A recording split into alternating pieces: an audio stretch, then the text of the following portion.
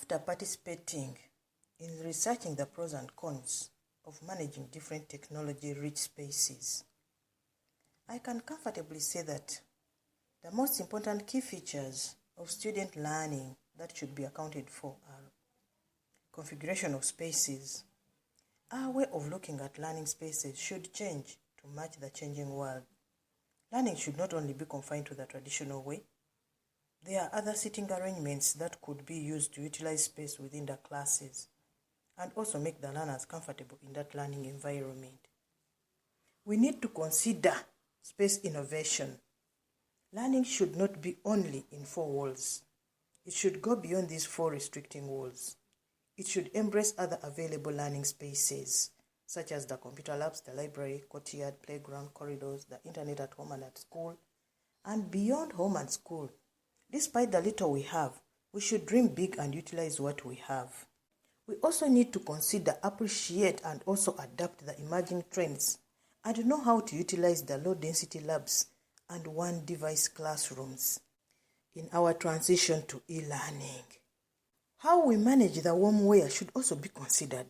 Learners get excited where technology is, and there is the highest possibility of them getting distracted. In addition to that, there is the feature of bring your own device. This is something that could be considered in situations where learners can afford to do so, in case the school has challenges of meeting the transition to e-learning, although this has its own advantages and disadvantages. I believe technology configuration and learning spaces influence teaching and learning. Firstly, they improve the quality of classroom discussion as learners are more confident. Technology also increases students' involvement in their learning too, as even the shy ones get on board. It allows them to explore topics from all angles and make own deductions. It improves on the quality of the classroom instruction in case of the teachers, and it makes extremely difficult topics much easier for the students to grasp. It also gives opportunities to the teachers to bring in guest speakers into most of their lessons. Technology also allows the teacher to maintain a library of digitized video clips that are taken from live and simulated classroom settings. In addition to that, it allows for collaboration and sharing. Seeing actual classroom scenarios related to their questions makes this learning come alive for the learners, better than if one gave their opinion or told a story.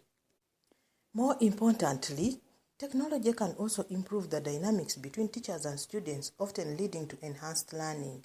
It has the potential to transform the student-teacher relationship and cause a revolution in the interaction between them.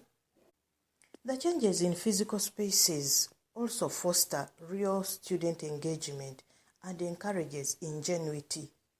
Physical spaces are central to creating a new paradigm of learning. When we allow different seating patterns and configurations, this allows students to work in different areas depending on the project or time of day.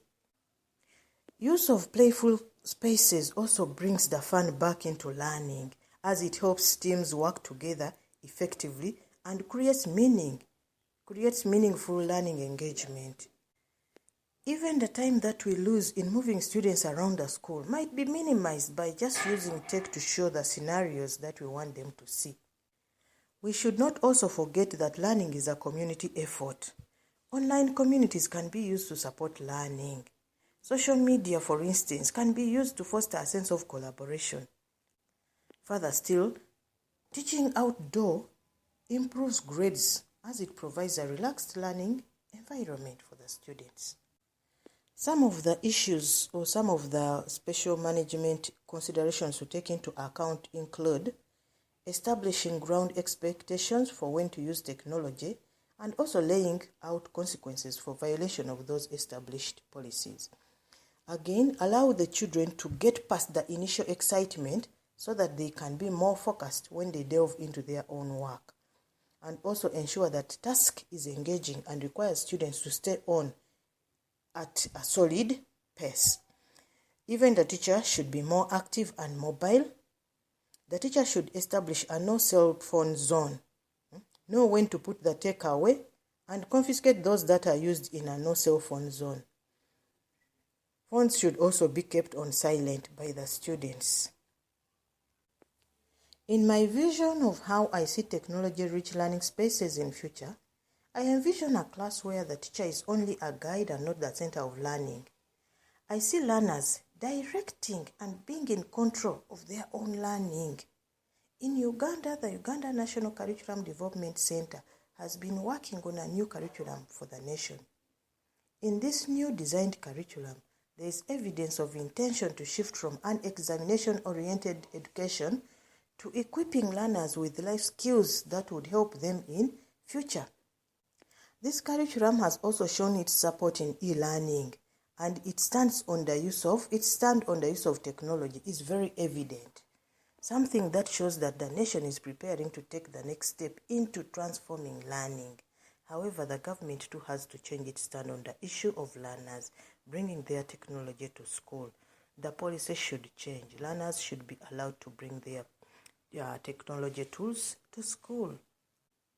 I'm looking forward to achieving this. I'm dreaming big, and I'll try to utilize what I have.